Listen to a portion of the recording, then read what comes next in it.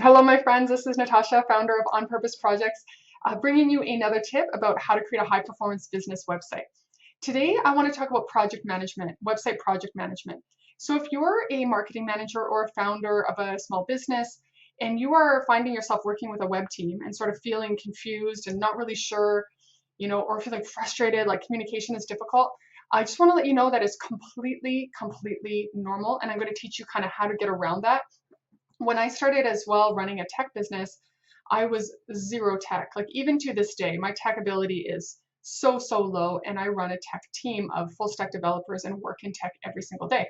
And I had to learn how to communicate with a development team that in a way that minimizes back and forth and confusion and sort of anger and frustration where we're not really talking the same language.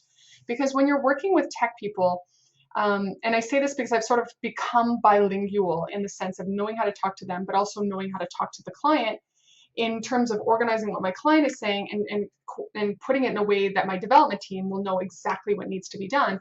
But if you are a client working directly to a developer and you don't have a project manager in the middle, it can create a lot of confusion. So for example, let me give you an example. This morning I had a client email me and she said, we want to redo this website.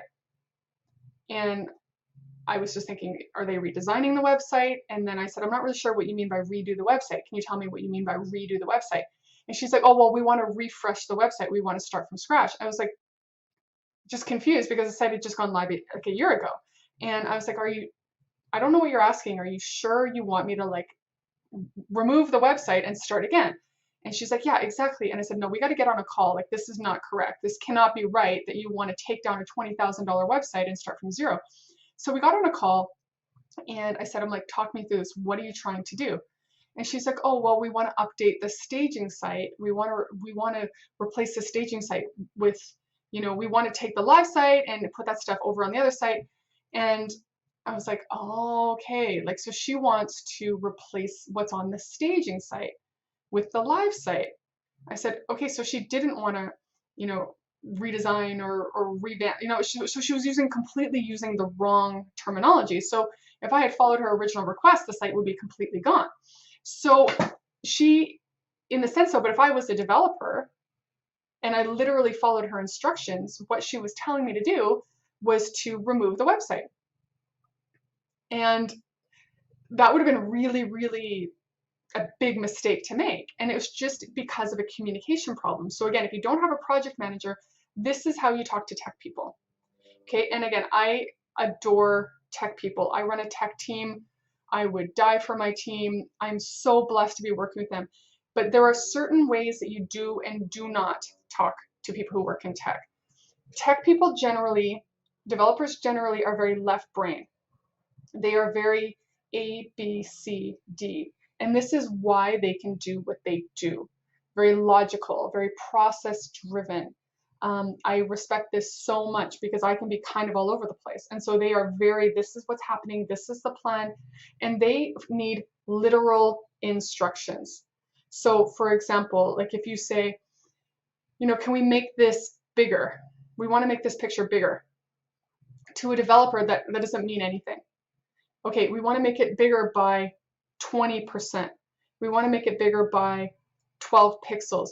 Like, if you don't have a project manager, you as a client, for you to get what you want and minimize confusion, have to communicate with crystal clarity. No margin for interpretation. For example, this client, again, she says to me, she's like, okay, we need to migrate over the blog posts. She said we need to migrate over most of the blog posts. I'm like, that is not helpful to me.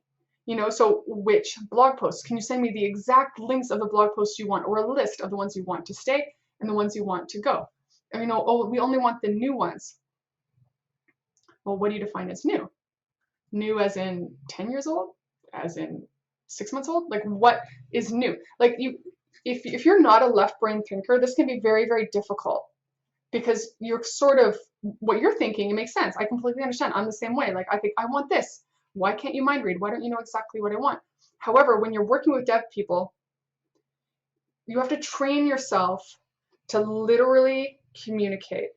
I want this done exactly like this. So can you, for example, can we rearrange this section? Yes. What would you like it to look like? Like, where do you want it to go? And developers have an incredible heart for service. They are going to want to do, a lot of times they will try to interpret what you're saying, but because they're left brain generally and not sort of that creative right brain, their interpretation may be very wrong, which to you is very frustrating because now you're like, now we got to do it again, and it was wrong, and it was wrong. So what I've learned from running a dev team is you as the client, me as the project manager, we need to take 100% responsibility for clarity of communication. So let's say, can we,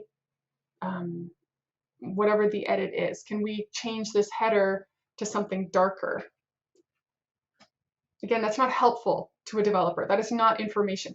So can we change this header to an image that looks like this with a darker overlay so that it matches the section on the contact page, but please align the overlay to be on the right so that the text shows on the left. So it's like that, because a project manager can help figure that out. But if you don't have a project manager, take the time to think it through exactly the outcome you're looking for before you assign it to a developer, or you're going to work in circles and things are just going to get frustrating. Look at it like plug and play. They will do exactly what you want done. It's just you've got to be sure that what you're communicating is actually what you want done.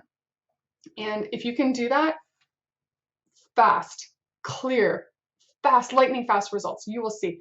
Amazing. Developers, unbelievable. Like smartest people I've ever met in my life.